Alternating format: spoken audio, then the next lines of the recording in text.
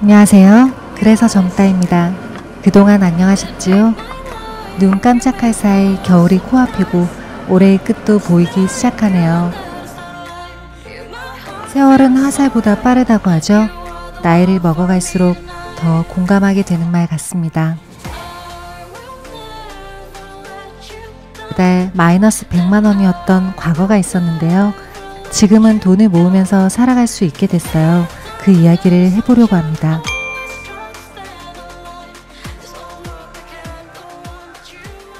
스트레스 받지 않고 저축하기. 가계부를 쓰지 않지만 돈 관리가 되는 심플한 방법.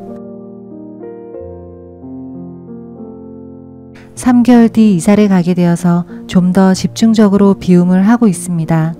아주 가볍게 이사 가고 싶은데 비워도 별로 티가 나지 않네요. 아마도 당장 사용하는 것들이 많기 때문인 것 같아요.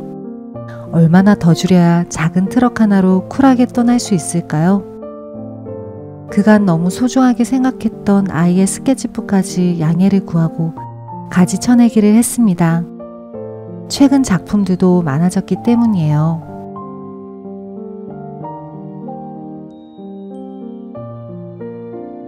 아기의 물건은 대부분 지인 나눔으로 받아 사용하고 있어요. 저도 이것저것 예쁜 아기용품을 보면 사고 싶지만 사는 순간 공간을 해친다고 생각하면 더 나은 대안이 생각나기도 합니다. 나눔받은 물건을 처리할 땐 5개월 늦게 출산한 시누이에게 내려줍니다. 요즘처럼 중고 판매가 어려운 것은 처음인데요. 그래서 오래 간직할 가치가 없는 물건은 더 사지 않으려고 합니다. 사야 할 물건이 있으면 기존 물건을 판 돈으로 삽니다. 중고 판매 수입은 달력에 꽂아두니 잘 보입니다. 이것이 모여야 무엇을 살 수 있다 생각하면 무엇을 사기에 신중해집니다. 그렇게 중고 판매한 돈으로 물건을 구매하면 생활비를 해치지 않아요.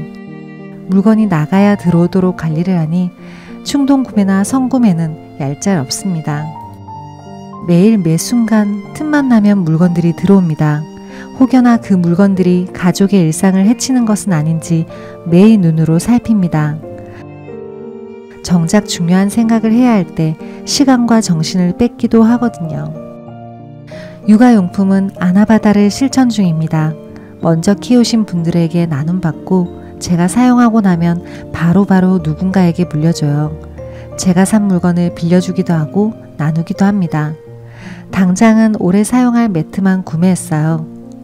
보행기 겸 바운서 겸 식탁으로 사용할 물건이 들어왔기 때문이에요. 잘 쓰고 돌려주기.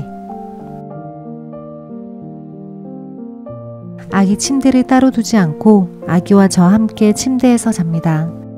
침대 프레임이 넓은 편이라 15cm 더 늘려서 사용해요.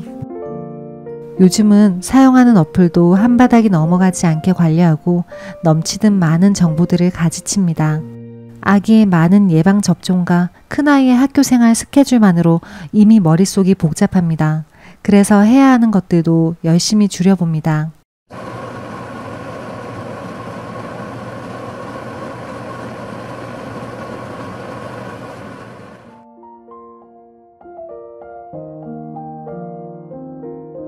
이유식을 시작하면서 주방에서 반나절 이상 보내고 있어요. 빠른 시간 잘 먹이는 것에 집중합니다. 기적처럼 모유 수유를 유지하고 있는데요. 스피드하게 움직여야 아기의 욕구를 잘 캐치할 수 있기 때문에 발은 늘 바쁘고 그래서 손목 발목은 항상 시큰합니다.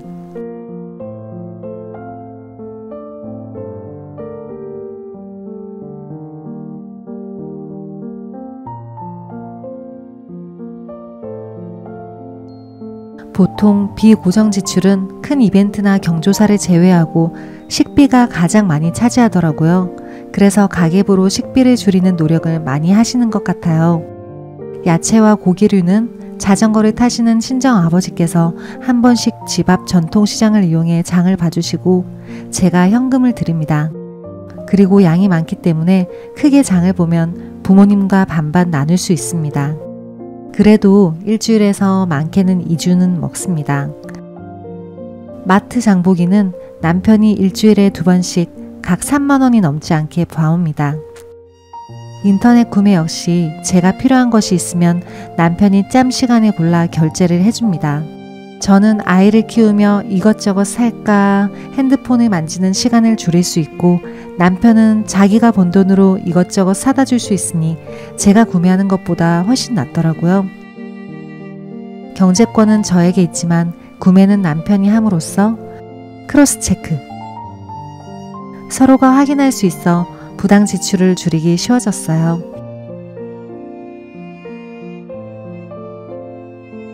남편과 아이는 항상 입는 옷 서너 가지만 입습니다.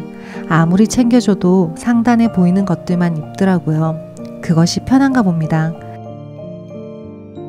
그렇기에 옷 가지수를 늘려봤자 기존의 것을 못 입게 되기 때문에 잘 사지 않습니다.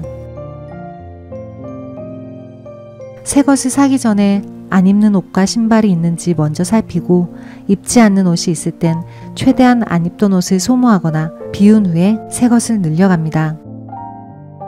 안 입는 옷을 분석해야 다음에 살 땐 더 좋은 것으로 고를 수 있어요. 10가지의 고만고만한 옷보다 3가지의 설레는 옷을 입도록 노력합니다.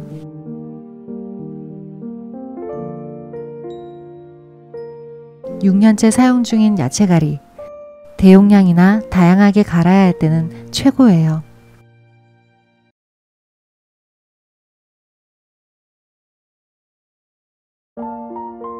큰 소리만 안 나면 아기는 혼자서도 길게 자줍니다.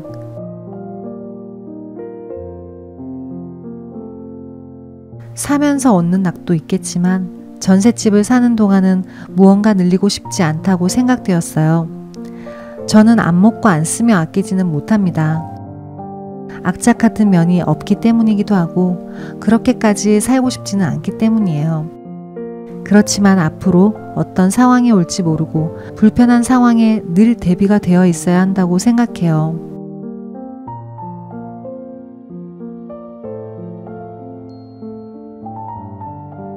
삶의 낙은 오직 가족이 화목한 것과 건강한 것으로 충분합니다. 가끔 영화 보며 몸과 머리를 쉬어주고 잘 자고 잘 먹는 것으로 채웁니다. 꿈을 상상하거나 무형의 것들을 채우기도 합니다.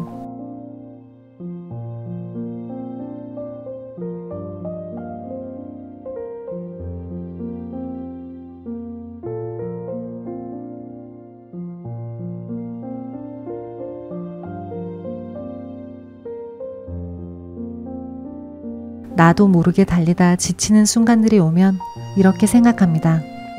자격증 시험도 60점 이상이면 합격인데 딱 그만큼만 하자고요. 무리하여 전과목 만점 받으려고 노력하지 않아요. 살다 보면 뭐든 잘하고 싶은 욕심이 들기 마련이죠. 그럴 때는 한 번씩 멈춰서서 너무 무리하지 않았나 생각해 봅니다.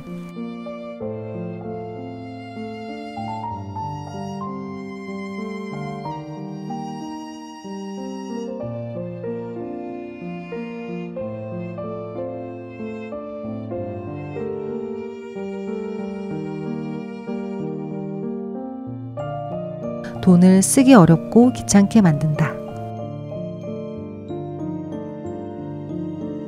돈이 생기면 그냥 내 돈이 아니라고 생각합니다. 꺼내기 귀찮고 어렵게 해두었기 때문에 접근이 어렵습니다. 그래서 쓸 일을 생각하지 못해요. 적금 만기가 다가오거나 모이는 것이 계속 눈에 보이면 꼭 쓸 일이 생기잖아요. 그런 일을 차단하면서 심플하게 모으는 방법이에요. 그 외에 개인연금이나 보험, 아이의 양육수당, 육아수당을 각각의 통장에 모읍니다. 아빠가 아기 목욕을 담당해요.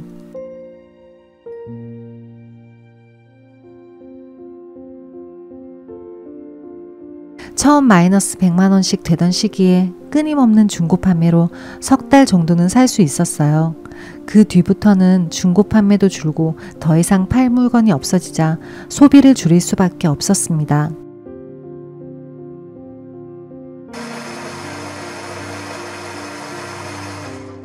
몇 안 되던 저희 부부의 용돈을 없앴고 유치원 외에 학원에 보내지 않았어요. 그런데 강제적인 소비 줄임은 너무나도 어려웠습니다. 그땐 비움이 절실했고 미니멀 라이프만이 살 길이었어요.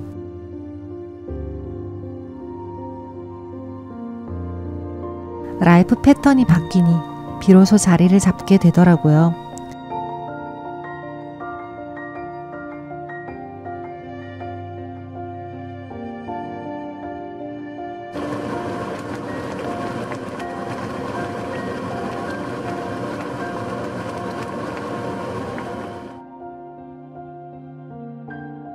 책값은 충분히 들이지만 그 외에는 자급자족합니다.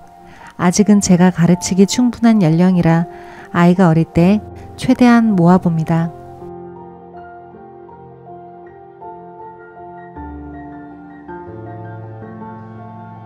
아기는 엄마가 조금만 멀어져도 찾고 붙어 있으려 합니다. 화장실 갈 때도 잠시 물 한 잔 마시러 일어설 때도 울어버립니다. 깨어있을 땐 딴 일을 못할 정도예요. 그래서 주변 정리 외에 잡다한 것에 시간을 잘 쓰지 못합니다. 바라만 봐도 예쁘다가도 이런 상황이 순간 힘들기도 합니다. 그래도 부모는 알고 있습니다. 시간이 흐르면 해결이 된다는 것을요.